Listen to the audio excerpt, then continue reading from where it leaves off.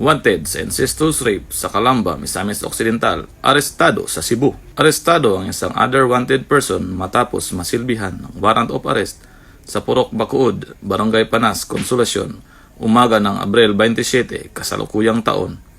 Kinilala lamang sa alias na Elmer, sa 64 anyos, ang suspects na residente ng nasabing lugar.